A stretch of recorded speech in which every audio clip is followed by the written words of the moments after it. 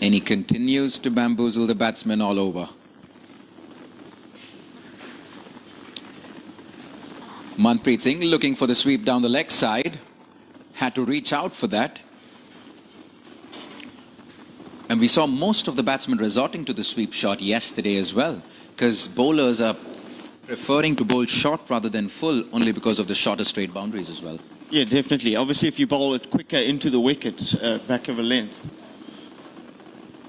it becomes difficult for a batsman to use their feet to enable to target that straight boundary. So, you know, it's a plan of ours, and obviously with the ball spinning and balancing, the sweep shot actually becomes a wicket-taking option for us. So, obviously, on a small field like this, you've got to get your angles right for your field placings and stuff. We've seen Tim come down twice now to balls that are not spinning. So, you know, it's science for some batsmen to maybe, you know, target that bowler.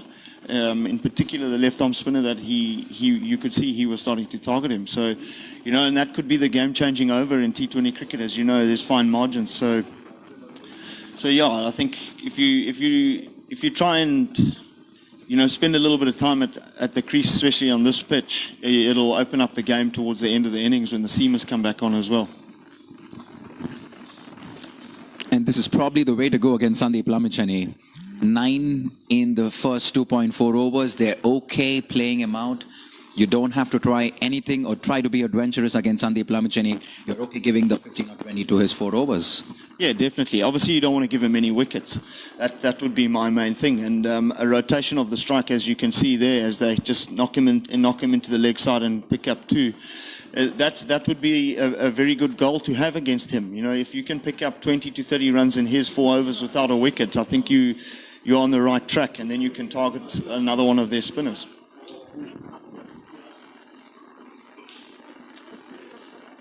How about moving just a little away from the cricket, Sean? Have you been enjoying your little time here in Singapore? I've loved it. Obviously, the humidity is not as bad as Bangladesh, which is it's really hot there and tough to play cricket under those conditions. So coming from there to here has been a pleasure. Obviously, I haven't had much time to do too much around Singapore because of training and games and stuff like that. But yeah, all in all, first time here, but loving it. 12 overs completed. 8 overs remaining here in the first innings, and Singapore have 82 on the board. Probably a good time for them to push on the accelerator. And captain, the newly appointed captain, Tim David in the center, 30 of 23, and he's leading the charge for Singapore here. Talking about newly appointed captain, talk to us about your first time when you were given the opportunity to lead Zimbabwe, Sean. How was that? It was exciting for me. Obviously, when I got the call to tell me that this was going to happen, I was obviously shocked and a bit caught off guard. But I wasn't going to let an opportunity like that go. Obviously, you know, you want to leave a legacy behind, and that's what I would like to do. You know, with a young team coming up and coming through, we've obviously got some world-class players. I truly believe there's a lot of talent in Zimbabwe, and also in the current team at the moment. You look at Ryan Boyle, Mutumbudzi, Timson Maruma, even Richmond Mutambami.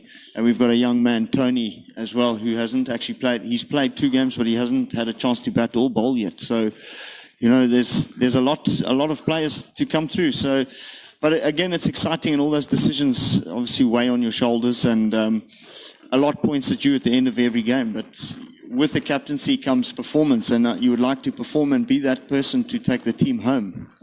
Obviously, last night I was disappointed I got out first ball, but as you can see, Tim tonight, he's taking on the opportunity and looks like he's loving it.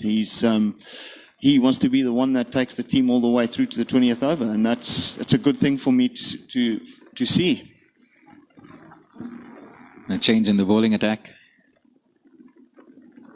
It's that man again, Avinash Bora, into his second over. You obviously saw a bit of him in yesterday's game. Needless to say, he is possibly going to continue the legacy of the great Lasith Malinga. This man, slingy action, loves bowling his Yorkers, targeting those toes. Yeah, he looks like a very promising bowler for Nepal. I think, you know, he's obviously very accurate and he can change of pace. Having said that, guess what Tim Davids does? tonks him over mid-wicket for a massive 6, and Tim's absolutely loving this. Accurate, and he can change your post. No grounds big enough for the big Having Tim said Davids. that, I'll tell you something, the Indian Association here in Singapore is nowhere close to big enough. Tim Davids is hitting it big and it's hitting it long.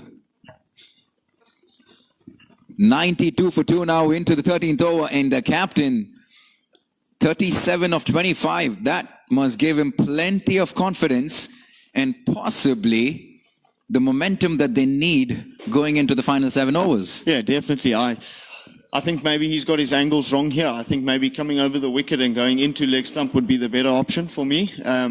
Obviously, he's going to clear his front leg and take on the short boundary straight there. So, you know, maybe a short pitch ball or hard into the deck would be a good option right now.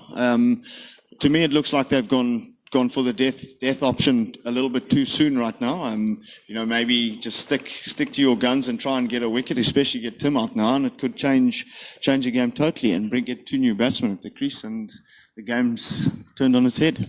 Very sensible here from the captain.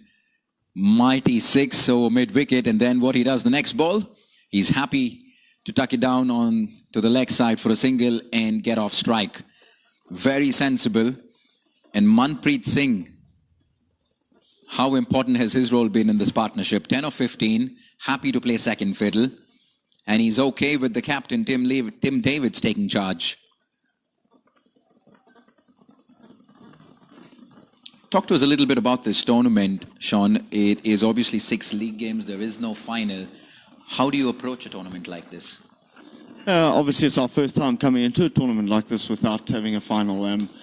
You know, obviously we want to win every game and win every game as comfortable as possible. So we take it game by game and take it step by step and just follow our processes and stick to our plans for as long as possible. Execution is obviously key when it comes down to the skills and on the field stuff. Rest is extremely important in a T20 tournament like this when you have games so close to each other. It takes a lot out of you, a T20 game, funny enough. You know, bowlers are bowling quickly through their overs, and some fielders are going from long on to long on, cow corner to cow corner. So, yeah, it's just nice.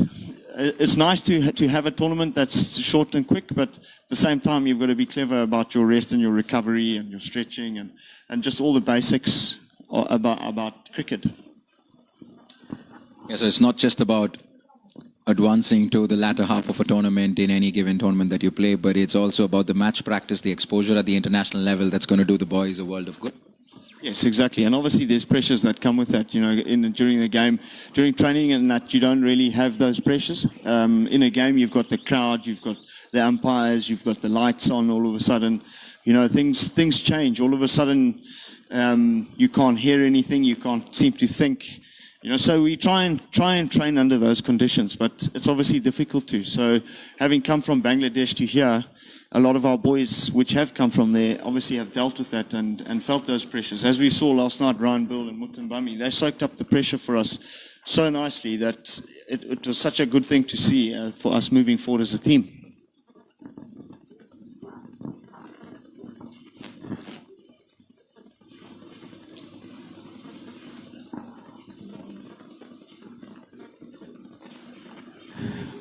Just that card that you just saw on your screen is an indication of how Singapore have gone about this innings. Useful partnerships right from the very beginning, and they find themselves in a pretty decent platform to go big in the final 6 overs. 22, 35 and 37 this partnership. Down the track, Tim Davids again. Almost overran, did the long on fielder. Can afford to smile because he manages to stop it. 150, 160 on the cards, Sean?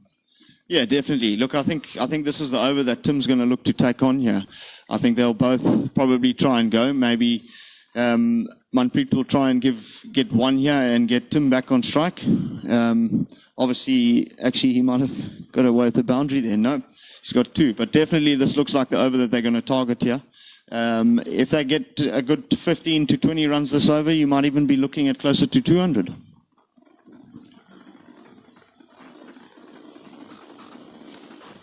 Singapore scored 191 the last time these two teams played in the final of the Asia T20 qualifiers. Excellent, a good looking cover drive there, confident looking Manpreet Singh. And it was that man, Tim David, who led the charge on that day as well. 73 in just 44 deliveries. 14 overs completed, 99 for 2.